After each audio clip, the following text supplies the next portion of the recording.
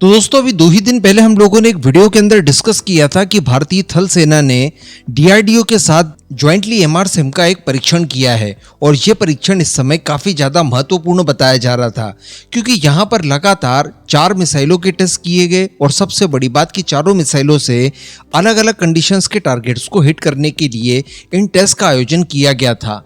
Like एक short range पर, एक लॉन्ग रेंज पर, एक हाई एल्टीट्यूड पर तो दूसरा लो एल्टीट्यूड पर। तो इस तरह के कुल 4 अलग अलग कंडीशंस के साथ हम लोगों ने एमआरसिम का परीक्षण किया और ये 100% सफल साबित हुआ। उस समय स्पेकुलेशन इस तरह का लगाया जा रहा था कि चूंकि चिकन नेक वगैरह को लेकर बांग्लादेश और चाइना किसी तरह का कोई कुकृत्य भारत के खिलाफ कर सकते हैं, तो इस तरह की परिस्थितियों से बचने के लिए हमें हमारी तैयारियों को मजबूत कर लेने की आवश्यकता है। इसी के तहत ये भी देखा गया कि रफाल विमान हो, कई तरह के रडार सिस्टम वगैरह हो, बख्तरबंद वाहन हो या फिर S-400 ही क्यों ना हो, चिकन नेक की सुरक्षा के लिए इन सभी को डिप्लॉय किया गया है।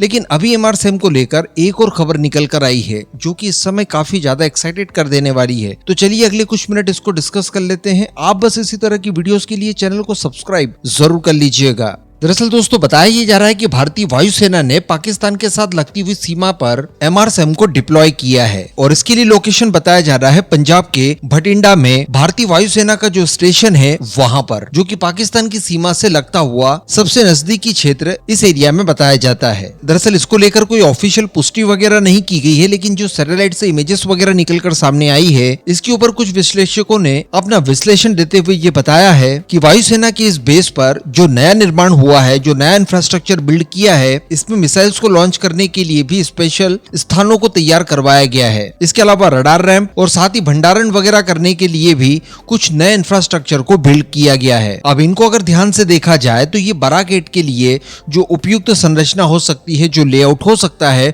उसके अनुरूप है। तो इस आधार पर अनुमान लगाया जा रहा है कि बराक-8 की डिप्लॉयमेंट इस क्षेत्र में कर दी गई है। साथ ही ये भी बताया जा रहा है कि ये जो डिप्लॉयमेंट की गई है ये अस्थायी बिल्कुल भी नहीं लग रही है, चूंकि इतना सारा इंफ्रास्ट्रक्चर इसके लिए स्पेशली बिल्ड करवाया गया है। इस वजह से ये संभावनाएं पूरी बनती है कि इस क्षेत्र में परमानेंटली एमआरसिम की डिप्लॉयमेंट रहेगी लॉन्ग टर्म में। इसके अलावा ये भी बताया जा रहा है कि भारत की फोर्सेस द्वारा अपनी उत्तरी और पूर्वी सीमाओं पर कम से कम 13 की संख्या में इस तरह की बैटरीज को डिप्लॉय किया गया है, जो कि चाइना और पाकिस्तान दोनों को ध्यान में रखकर तैनाती की गई है। और अब भटिंडा इसमें एक नया नाम निकलकर सामने आता है। एमआरसिम के बारे में आपको ज्यादा कुछ बताने की आवश्यकता नहीं है। इजराइल में इसे बराक-8 के नाम से जाना जाता है। भारत के डीआरडीओ द्वारा इजराइल की कंपनियों के साथ मिलजुल कर ज्वाइंट वेंचर के तहत इसका निर्माण किया गया था।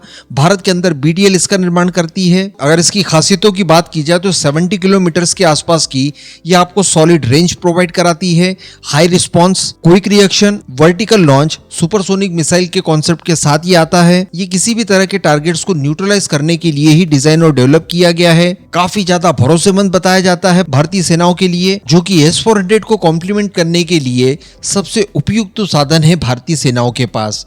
अब इस पूरे मुद्दे पर दोस्तों आपका क्या मानना है, नीचे कमेंट करके जरूर बताइएगा।